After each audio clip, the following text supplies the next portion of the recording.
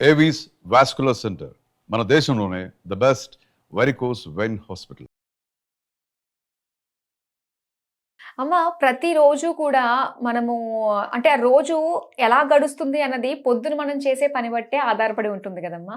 అయితే పొద్దుట లేవగానే చాలామంది ఫోన్లు చూసుకుంటారు. ఆ రోజంతా గజిబిజి గందరగోళం చికాకుగా అనిపిస్తూ ఉంటుంది.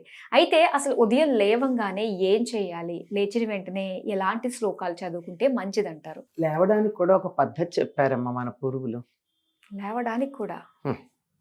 అంటే నిద్ర పక్క మించి ఎట్లా లేవాలి దగ్గర నుంచి పక్క మీదకి ఎలా చేరాలి దాకా, పక్క మీద చేరాక కంటి మీద రెప్ప వేశాక ఏం చేయాలి కూడా మనకి చెప్పారు. అబ్బా, చాలా పద్ధతి, అది చాలా ఆరోగ్యకరమైనటువంటి సిద్ధాంతాలు మనకి చెప్పారు.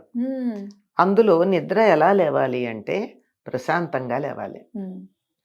లేచే సమయానికి చీకటి ఉండాలి, ఇంకా వెలుగు రాకూడదు, సూర్యోదయం కాకూడదు. అలా లేవంగానే వెంటనే కళ్ళు తెరవడం కానీ మంచం మించి కిందకి దూకటం కానీ చెయ్యకూడదు. మెలకువ వచ్చింది, లేచిన అంటే అక్కడ పక్క మించి లేవడం కాదు, మెలకువ వచ్చిన తరువాత రెండు చేతులను ఇలా జోడించుకుని కరాగ్రే వసతే లక్ష్మి కరమధ్యే సరస్వతి కరమూలేతు గౌరీ, లేక గోవింద అని కూడా అంటారు కొంతమంది. కరమూలేతు గౌరీ ప్రాభాతే కరదర్శనం అని ఈ రెండు చేతులు తెరిచి రెండు చేతులు చూడాలి. ఇంకా కొంతమంది ఇలా అని కళ్ళు ఇలా అనుకుని కూడా చూస్తారు. యోగాలో కాస్త కళ్ళు మూసుకుని ఓపెన్ చేసి గానీ ఇలా రబ్ చేసుకుంటారు అని చెప్పి. అదే రబ్ చేసి తెరవడం అన్నది.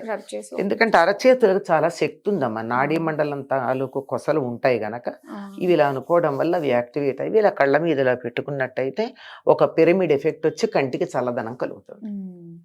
అలా పెట్టుకుని నెమ్మదిగా కళ్ళు తెరవాలి. దీనివల్ల ఏం జరుగుతుంది అంటే, ఇటు శ్లోకం చదివాము, ఆ శ్లోకం అర్థం తెలుసుకుంటే అసలు మన జీవితం పరమార్థం తెలిసిపోతుంది. దానికన్నా ఒక్కసారిగా కళ్ళు తెరిచే కన్నా నెమ్మదిగా కళ్ళు తెరవడం వల్ల మన కంట్లో ఉండేటటువంటి కంటి పాపలో చూసే లెన్స్ ఉందే, ఆ లెన్స్ వాతావరణానికి అలవాటు పడుతుంది. అందువల్ల మనకి కంటి చూపు త్వరగా పాడవదు. సూర్యోదయం తర్వాత నిద్ర లేచే వారికి కంటి చూపు త్వరగా పాడవుతుంది. ఎందుకంటే ఒక్కసారి చీకట్లోంచి వెలుగు చూస్తే ఇలా కళ్ళు చిట్లిస్తాం, ఆ చిట్లించేటప్పటికి కోన్స్ అండ్ రాడ్స్ ఉంటాయి, అవి సర్దుకుంటాయి. ఈ సర్దుబాట్లు తరచుగా జరిగితే వాటి యొక్క ఎఫిషియన్సీ, సామర్థ్యం తగ్గుతుంది. వాటికి అటువంటి శ్రమ ఇవ్వకుండా మనమే సర్దుకుంటే, అందుకని నెమ్మదిగా చీకటి ఉండగానే లేచి నెమ్మదిగా కంటిని చీకటి చూడ్డానికి అలవాటు పరుస్తూ నెమ్మదిగా వెలుగు చూడాలి.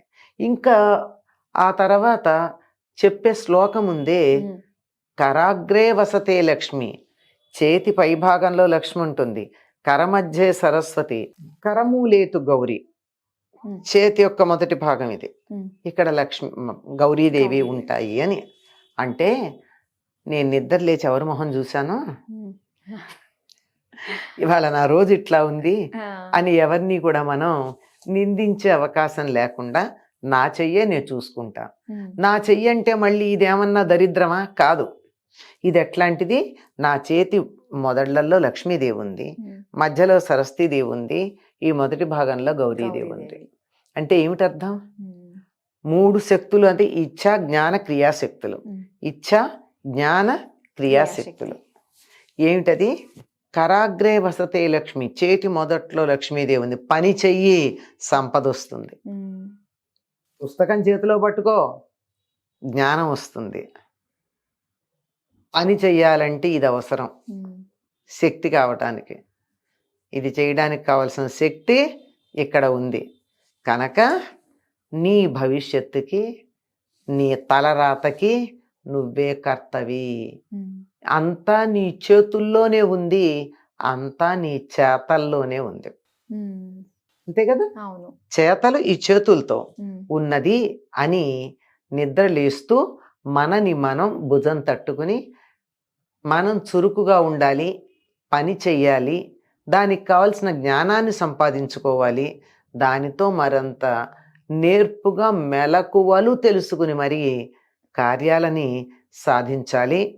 అలా నా అరచేతులే నాకు లక్ష్మీప్రదాలు, సరస్వతీప్రదాలు, ఆ పైన శక్తిప్రదాలు అని గుర్తు చేసుకోవడం చెయ్యాలి.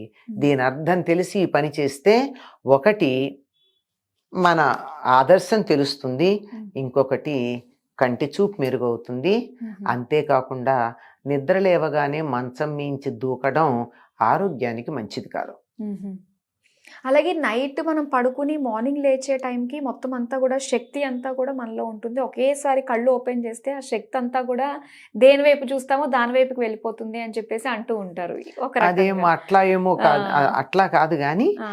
ఏమవుతుందంటే సైన్స్ చెప్తాను నేను. ఉమ్.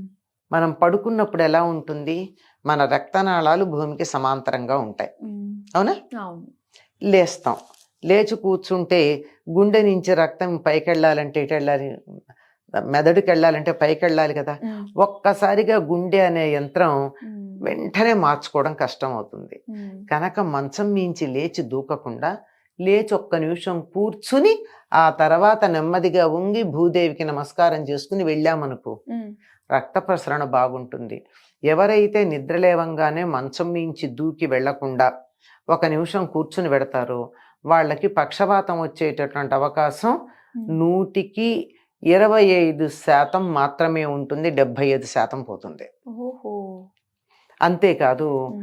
చాలా మంది హార్ట్ అటాక్స్ వచ్చి తెల్లారుజామున చనిపోవడం ఓల్డ్ ఏజ్ పీపుల్కి కారణం కూడా అంతే. ఉమ్. వాళ్ళు తొందరగా యూరినేషన్కి వెళ్ళాలి అన్న తొందరలో ఎక్కడ పక్క పాడైపోతుందో అని మంచం మించి లేచి వెంటనే బయలుదేరతారు. ఉమ్. ఆ వెంటనే బయలుదేరేటప్పటికి మెదడుకి రక్తం అందక గిడ్డీనెస్ వచ్చి పడిపోతారు. ఓకే. అందువల్ల వృద్ధాప్యంలో ఎప్పుడో ఎందుకు, ఆ. అలవాటు ఇప్పటి నుంచే చేస్తున్నా. నిద్ర లేవంగానే పరిగెత్తద్దు, నిద్ర లేచాక ఒక్క నిమిషం. ఎంత అందుకని ఈ శ్లోకం చెప్పారు. ఉమ్. ఈ శ్లోకం చెప్పడానికి ఎంతసేపు పడుతుందమ్మా? 1/2 నిమిషం పడుతుంది. అంతే. కరాగ్రే వసతే లక్ష్మి, కర మధ్యే సరస్వతి, ఉమ్. కర మూలేతు గౌరీ, కర మూలేతు గౌరీ, ప్రాభాతే కరదర్శనం. ప్రభాతే కరదర్శనం. 35 మహా అయితే 35-40 మ్యాక్సిమం అంతే. 20 నుంచి 40 నిమిషాల లోపల. ఉమ్. అంతసేపు కూర్చునేటప్పటికీ గుండె సమాంతరంగా ఉండే రక్తనాళాల్లోకి రక్తం ప్రసరింపచేయడం అనే కార్యక్రమం నుంచి నెమ్మదిగా ఊర్ధ్వముఖంగా రక్తం ప్రసరింపచేయడానికి సిద్ధపడుతుంది. ఉమ్. మనం నెమ్మదిగా లేస్తే ఇబ్బంది ఉండదు. ఉమ్. అందుకని ఈ శ్లోకం చదువుకొని లేవడం అన్నది ఆరోగ్యానికి చాలా మంచిది.